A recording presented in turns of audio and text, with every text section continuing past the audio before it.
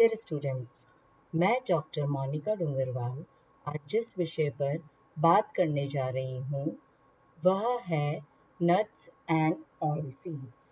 Nuts यानी कि सूखे मेवे, ऑयल सीड्स यानी कि तिलहन।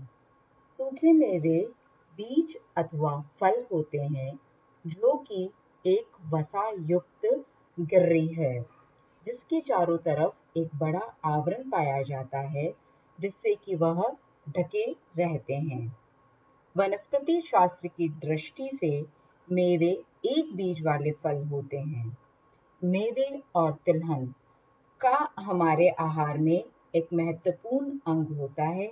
यह सामान्यतः पेड़ पर ही उगते हैं और उनकी खेती ऐसे क्षेत्रों में की जाती है जहाँ पर कि अन्य फसलें उत्पन्न नहीं होती है। मेवे जो विकासशील देश हैं उनके पोषण का एक महत्वपूर्ण स्रोत माना जाता है। तिलहन जो है उन बीजों को कहा जाता है जिनका उपयोग तेल एवं स्निग्ध पदार्थों के निर्माण हेतु किया जाता है। इन बीजों में वसा या हम कह सकते हैं तेल बहुत अधिक मात्रा में होता है। तेल निकालने के बाद जो खली बचती है उसका प्रयोग जानवरों को खिलाने में किया जाता है। अब इसका जब कंपोजिशन या संगठन देखते हैं कि इसमें कौन सा न्यूट्रिएंट कितनी मात्रा में पाया जाता है तो यह देखने में आता है कि सूखे मेवे जो होते हैं वह प्रोटीन और फैट दोनों का ही अच्छा स्रोत होते हैं। सबसे पहले हम बात करते हैं प्रोटीन की।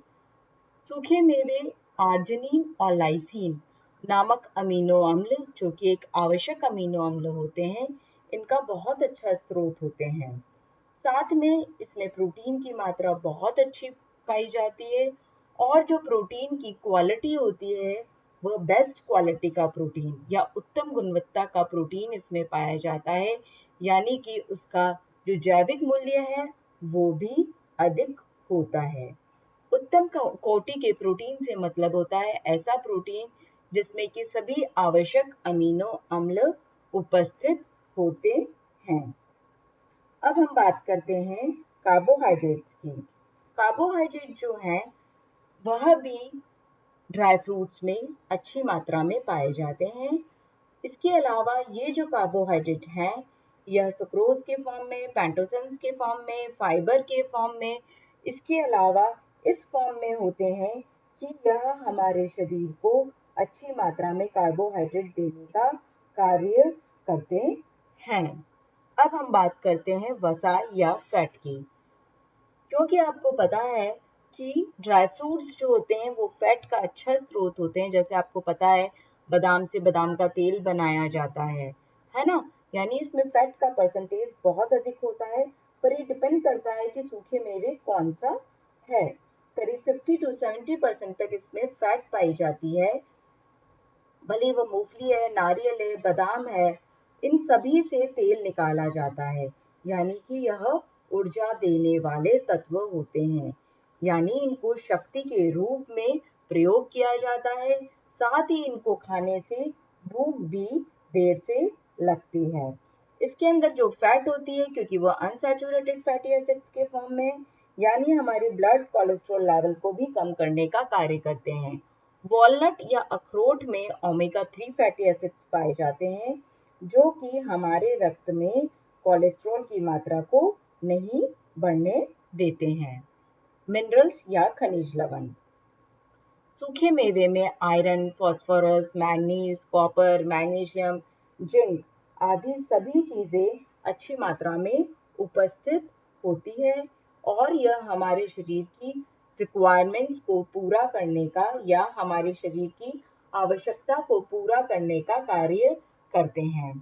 अब है विटामिन्स। सूखे मेवे में बी कॉम्प्लेक्स विटामिन बहुत अच्छी मात्रा में पाया जाता है, भले वो थायमीन है या निकोटिनिक अम्ल है, फॉलिक अम्ल है या कोई और तत्व है। बी कॉम्प्लेक्स का वो अच्छी मात्रा में उपस्थित होता है। निकोटिनिक एसिड स्पेशली मूंगफली में बहुत अच्छा पाया जाता है।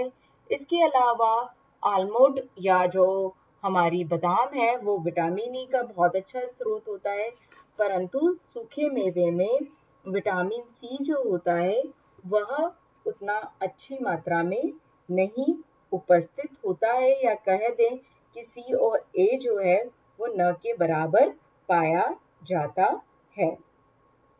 भारत में 1% लोग जो है वो प्रॉपर अमाउंट में इनका उपयोग डेली करते हैं, परंतु सभी लोग इसका उपयोग अभी तक बहुत अच्छे से नहीं कर रहे हैं क्योंकि ये काफी कॉस्टली होते हैं।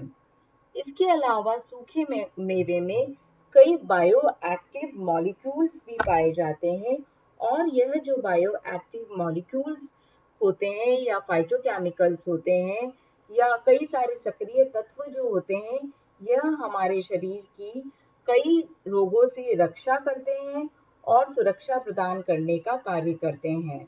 जैसे इसमें फाइटोकेमिकल्स, एलिजेनिक अम्ल होते हैं, फ्लेविनोइड्स होते हैं, फिनोलिक अम्ल होते हैं। इसके अलावा कई अन्य तत्व भी पाए जाते हैं। अब हम बात करते हैं कि सूखे मेवे का हमारे आहार में क्या महत्व है, क्या क्या गुणवत्ता होती है। सूखे मेवे जो है प्रोटीन और वसा का अच्छा स्रोत होते हैं, इसलिए इनका हमारे आहार में बहुत ही महत्वपूर्ण स्थान होता है। इनका प्रोटीन भी उत्तम क्वालिटी का होता है क्योंकि सभी आवश्यक अमीनो अम्ल प्रेजेंट होते हैं। पाचन के बाद इनके प्रोटीन से यूरिक अम्ल भी नहीं बनता है, अतः यह गॉइटर के रोगियों के लिए प्रोटीन के अच्छे स्रोत होते हैं। सूखे मेवे में लोहा भी उत्तम होता है, इसलिए ये रक्त अल्पता या एनीमिया रोग से बचाव करते हैं। इसमें बी कॉम्प्लेक्स विटामिन बहुत अच्छी मात्रा में पाया जाता है, जिसके कारण से रोगों को B1 B2 की जो डेफिशिएंसी से होने वाली बीमारियां हैं उनको उनसे बचाने का भी कार्य करते हैं, और साथ में ऊर्जा का अच्छा स्रोत होते हैं, जिससे कि व्यक्ति को अच्छी मात्रा में ऊर्जा प्राप्त होती है। कई सारी बीमारियों से बचाने का कार्य करते हैं क्योंकि इसमें कई सारे फाइटोकेमिकल्स प्रेजेंट होते हैं। अब इसके उपयोग की जब बात की जाती है तो सूखे मेवे का प्रयोग हम कच्चा भी करते हैं और इसको भूनकर या तलकर भी करते हैं। कई बार हमारी रिक्वायरमेंट्स के हिसाब से हम इसको पीस कर या इसको बारीक काट कर या इसको डेकोरेशन में या डायरेक्टली इसका हलवा बनाने में इसका प्रयोग किया जाता है। कई बार हम कई नमकीन डिशेस में भी इनका प्रयोग डेकोरेशन के हिसाब से या उसका टेस्ट बढ़ाने में करते हैं। बादाम का जो तेल होता है उसका प्रयोग जो है जनरली मालिश में किया जाता है। नारियल का जो तेल है उसका प्रयोग हम खाना की कई सारी वस्तुएं बनाने में करते हैं। साथ में इसका कई सारा महत्व होता है क्योंकि हम सूखे नारियल को कई सारी रेसिपीज में या मेन रेसिपी में जैसे नारियल का लड्डू है, नारियल की बर्फी है आदि में भी किया जाता है। मूंगफली जो होती है इसका हमारे आहार में काफी इम्पोर्टेंट रोल होता है। इसके अलावा नारियल का दूध है या इसका पानी है, इसको भी हम विशेष रूप से काम में हैं। ड्राई फ्रूट्स की मिठाइयाँ बनाई जाती है, मिक्स ड्राई फ्रूट्स की, अंजीर की, काजू की, बादाम की, और सबका हमारे आहार में एक महत्वपूर्ण स्थान होता है। जब हम काजू की बात करते हैं तो इसमें प्रोटीन और वसा बहुत अच्छी मात्रा में पाया जाता है। इसमें करीब 20% प्रोटीन और 45% फैट होता है, और इसका जैविक मूल्य प्रोटीन का बहुत अधिक होता है। साथ में iron, phosphorus, B complex vitamin बहुत अच्छे होते हैं। ये हमारे मस्तिष्क के विकास के लिए और हमारी मेमोरी के लिए बहुत अच्छा होता है, यानी स्मृति क्षमता को बढ़ाने का कार्य करता है। अगर हम अखरोट की बात करते हैं तो इसमें वसा की मात्रा कम होती है, परंतु असंतृप्त वसीय अम्ल बहुत अच्छी मात्रा में होता है, जो कि ओमेगा 3 के फॉर्म में होता है और कोलेस्ट्रॉल लेवल को कम करता है। साथ में iron, phosphorus, potassium, copper, magnesium अच्छी मात्रा में पाया जाता है। अखरोट का जो तेल होता है एक्जिमा या त्वचा रोग से बचाने का कार्य करता है। पीलिया या जॉन्डिस में भी यह उत्तम माना जाता है। अब हम मूंगफली की बात करते हैं। तो मूंगफली जो है वो गरीबों का कह सकते हैं बादाम भी माना जाता है, क्योंकि यह हर रूप में अच्छी होती है। इसमें फैट 40%, प्रोटीन 25%, खनिज, लवण और फाइबर बहुत अच्छी मात्रा में होते हैं। बी कॉम्प्लेक्स विटामिन्स बहुत अच्छी मात्रा में होते हैं, स्पेशली नियासिन बहुत अच्छी मात्रा में होता है।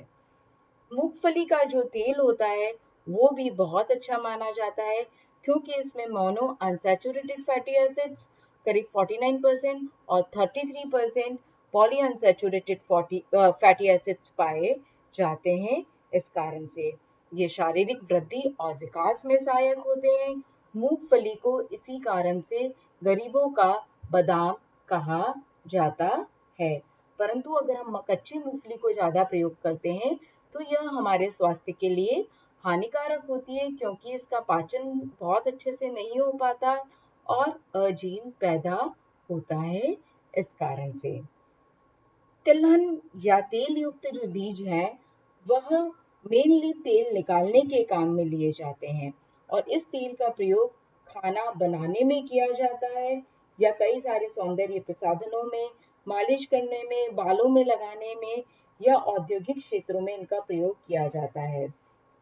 जैसे कि सरसों के बीज से तेल निकाला जाता है, तिल से, सूरजमुखी से, मूंगफली से, सोयाबीन से तेल निकाला जाता है, और इन्हें इसी कारण से तेल युक्त बीज या तिलहन कहा जाता है। तेल जो है वसा प्राप्ति के उत्तम स्रोत होते हैं। इसमें अल्प मात्रा में खनिज लवण भी उपस्थित होता है, स्पेशली फैट सॉल्युबल विटामिन्स जो होते हैं वो इसमें पाए जाते हैं।